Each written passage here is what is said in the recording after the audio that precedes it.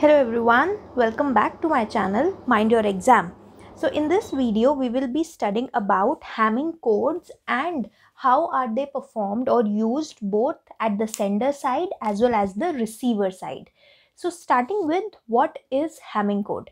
Now in a Hamming code the numbers are assigned to each bit of a code word. So we understood in the previous video that a code word is a combination of message bits or also known as data bits along with redundant bits which are known as check bits. Okay, so that is what forms a code word. Now in case of Hamming codes, we assign a number to each bit that is present in a code word. So the leftmost bit is assigned the value 1. The bit next to the leftmost bit, that means the second bit from the left, is assigned the value 2, that is bit number 2, and so on. So we proceed and number each bit from left to right. Okay. Now what are check bits? Check bits are the bits that are present at the positions which are powers of 2. Okay. So when you number each bit, there will be positions, and the positions which are powers of 2, like 2 raised to power 0 which is equal to 1, 2 raised to power 1 equal to 2, 2 raised to power 2 which is equal to 4, 2 raised to power 3 equal to 8, and 2 raised to power 4 equal to 16.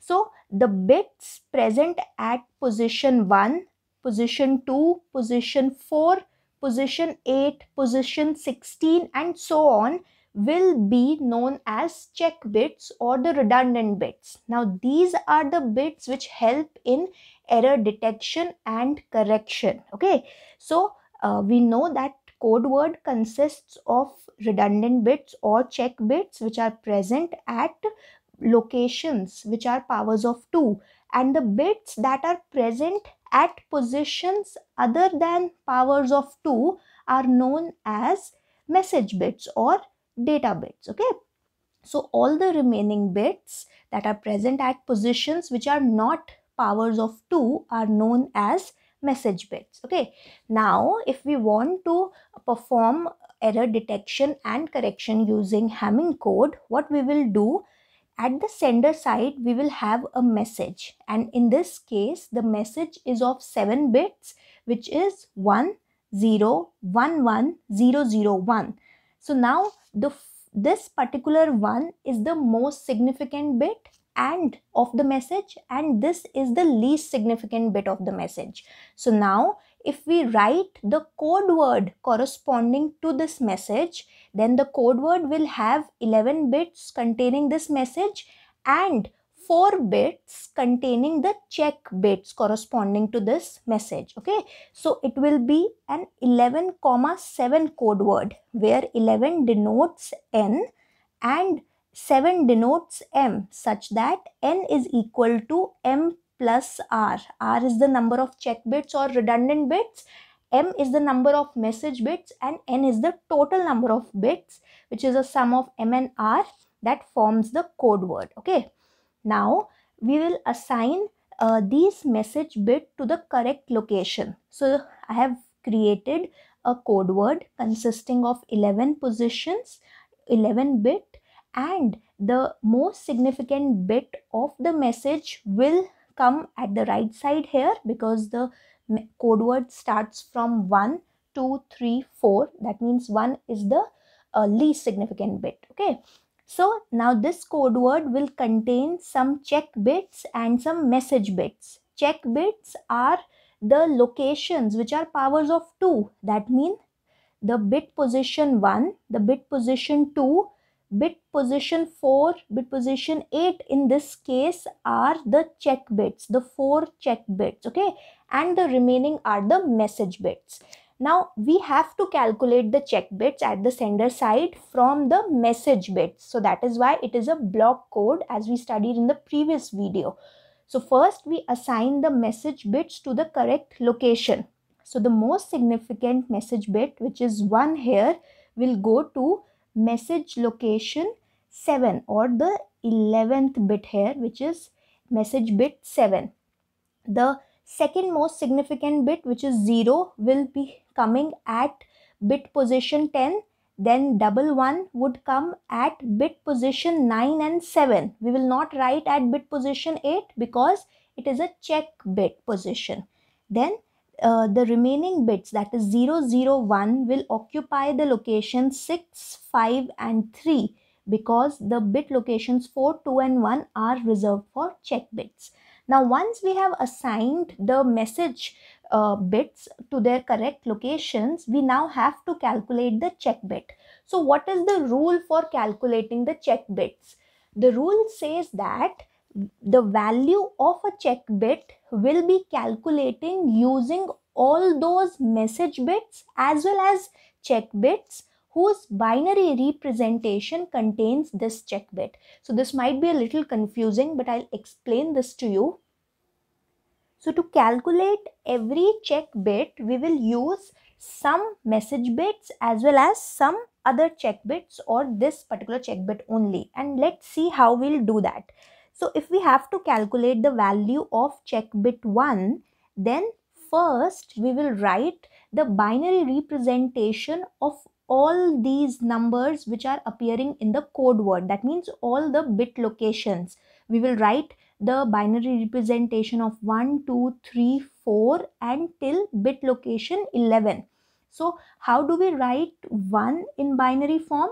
If we write 1, we'll have 3 zeros and 1 at the least significant location. Then to write 2, we will have 0, 0, 1, 0 and so on till 3, 4, 5 and 11. 11 will be coded in binary as 1101. Okay.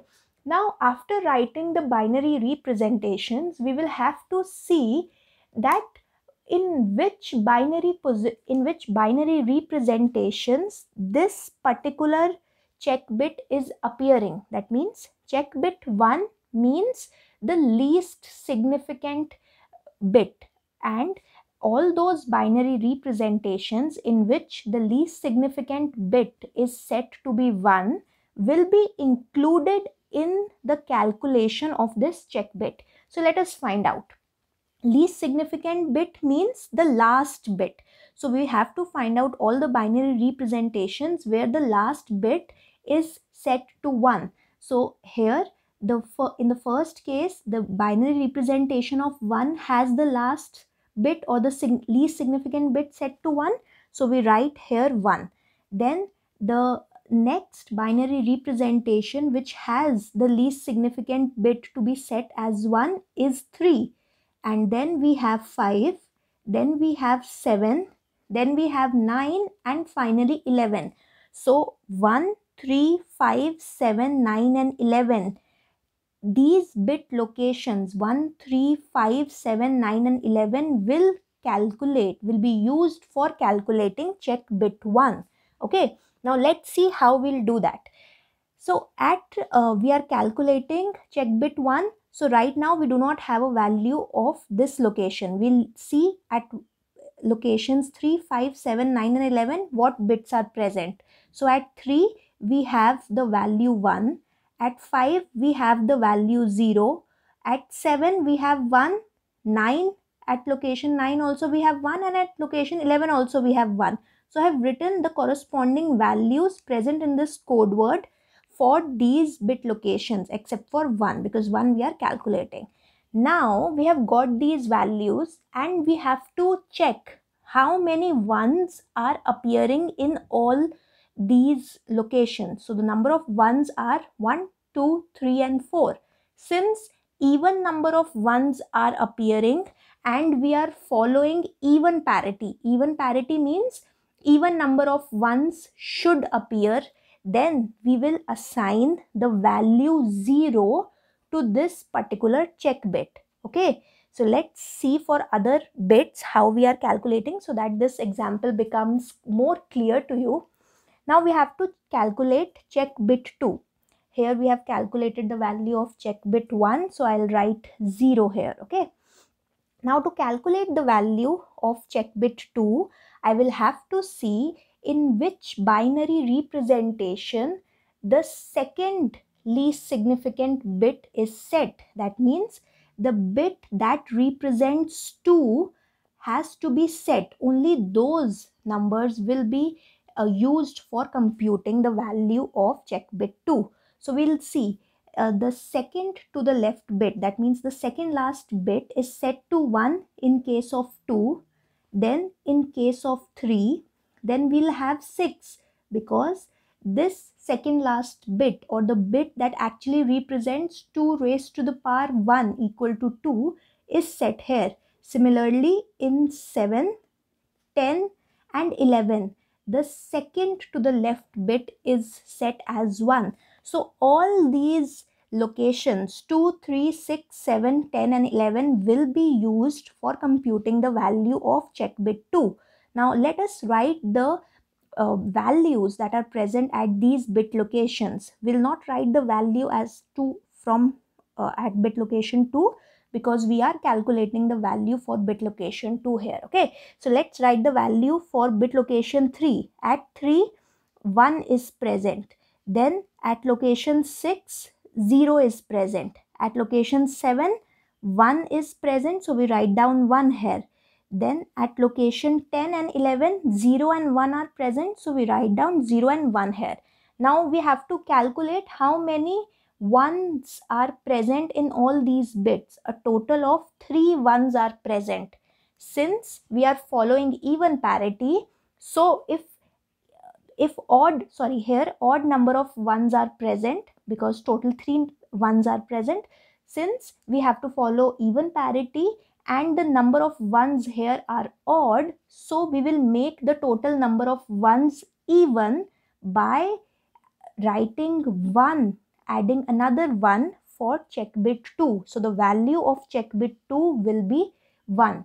So in any case, when you write all these values for these bit locations, if the total number of ones come out to be even, then you have to write the value of this check bit as 0. Otherwise, if the number of ones come out to be odd, then the value of the corresponding check bit will be 1, so that the total number of ones for all these bits now come out to be even, as we are following even parity. Okay, now let us see what we'll do for check bit 4. Now check bit 4 means that bit location which is corresponding to 2 to the power of 2. Okay, so 2 to the power of 2 is 4.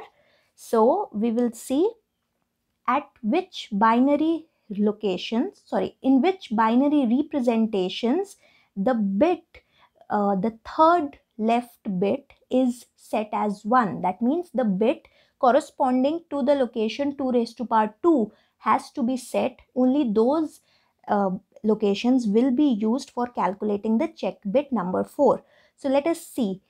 So check bit 4 will be calculated using, see, in all these cases, the first case where third bit from the left is set is this particular case. So in this case, this particular bit is set, which is representing 2 raised to power 2. Okay. Similarly, in case of 5, this particular bit is set, the third left bit, in case of 6 and in case of 7. In no other remaining cases, we'll find this particular bit as set, the third left bit. Therefore, the bit locations that will be used for computing C4 will be 4, 5, 6 and 7. Now let us see at what locations, what are the values at these locations. So the value at location 4, we are still calculating. At location 5 it is 0, at 6 it is 0 and at 7 it is 1. So again, the total number of ones in this case is odd.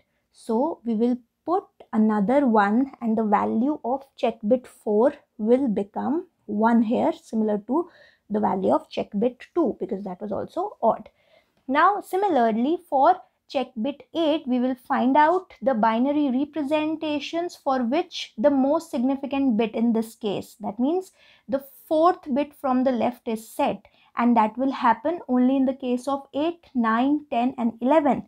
So the value of these bits, which is the value of bit 9 is 1, 10 is 0 and 11 is 1. So here two ones are present. That means if we are following even parity, the number of ones is even, so we do not need another one, and we write 0 here. So the value of check bit 8 will be 0. Okay, so this is our entire code word that will be formed at the sender side. Now what will happen at the receiving side? At the receiving side, we will send this code word, and the receiver will check what is the value of all the check bits again. And only when the value of all the check bits comes out to be 0, we will say that no error has occurred. Otherwise, if the value of any of the bit comes out to be non-zero, that means it comes out to be 1, then there will be an error. So let us see. So this is the exact code word that was formed using the message bits and the redundant bits, and say that this code word is received by the receiver without any error. So what the receiver will do? The receiver does not know whether an error has occurred or not. So he'll calculate the value of these 4 check bits again. He'll follow the same method, use all these bits to calculate the value of the check bits. So now to calculate C1, we saw that we'll use the bits present at location 1, 3, 5, 7, 9 and 11. So bits at location 1 is 0, 3 is 1, 5 is 0. I'll just mark it at 1. We have 0, 3 we have 1, at 5 we have 0, at 7 we have 1, then at 9 we have another 1, and at 11 we have another 1. So count the total number of ones, it is 4. So the parity will be 0, or the value of this check bit is 0. Then we'll calculate 2, the check bit number 2 from locations 2, 3, 6, 7, 10 and 11. So 2 is 1, 3 is 1, then we have 0, 1, 0 and 1. You can check for the corresponding locations, and you will find out that since all the number of ones here is again even, so the value of this check bit will again be 2 at the receiving end. At the for check bit 4, the values 4, 5, 6, 7 at these bit locations will be considered. So 4, 5, 6, 7 is 1, 0, 0, 1. And since there are even number of ones, so again this will come out to be 0, and similarly C8 will come out to be 0 because there are 2 number of ones. So in this case, when all the check bit values come out to be 0, that means there is no error. So the receiver will not perform any error correction. He has confirmed that there are no errors that were present or that were transmitted during sending of the data. Now let us consider a case when an error occurs. Say this particular bit, the bit number 6 has changed. Originally the value was 0, now the value has become 1. So this is the case when error has occurred. Okay, error has occurred. What will happen? Now the receiver does not know again whether the error has occurred or not just by seeing this code word. He'll again compute the value of these check bits. Now the same pattern will be followed.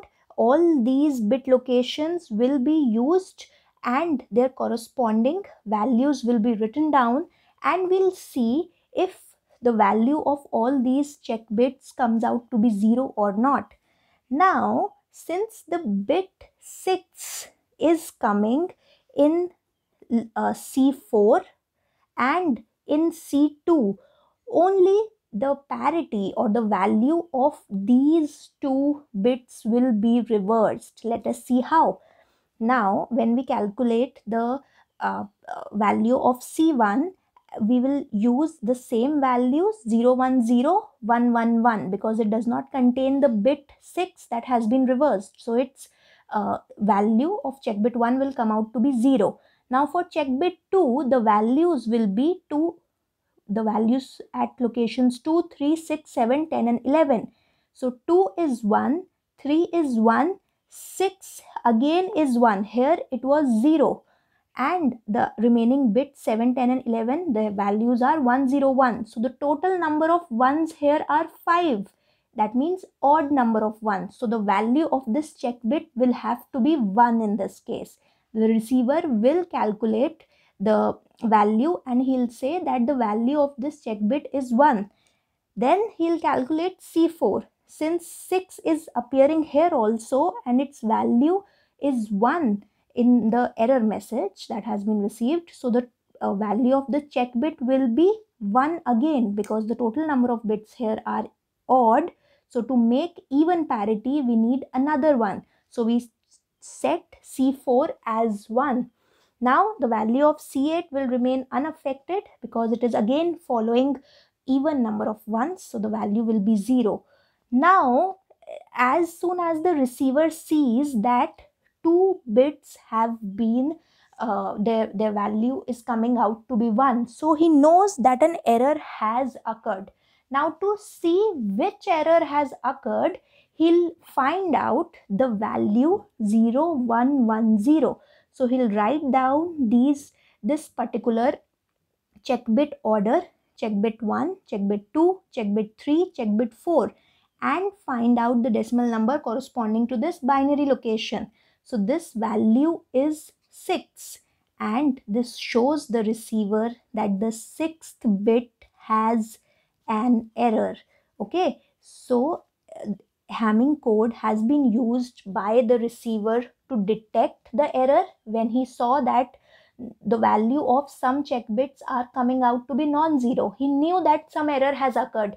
So to find out which error has occurred, he computes this value. 0110 is the binary code or representation for the number 6. So it means that the 6th bit has an error, and that is what was the case. So this is how Hamming codes are used for error detection and correction. I hope you have understood this topic and this example. Thank you for watching this video. Please let us know how did you find this video and which other topics you would like to study from our channel. Till we meet in the next video, mind your exam.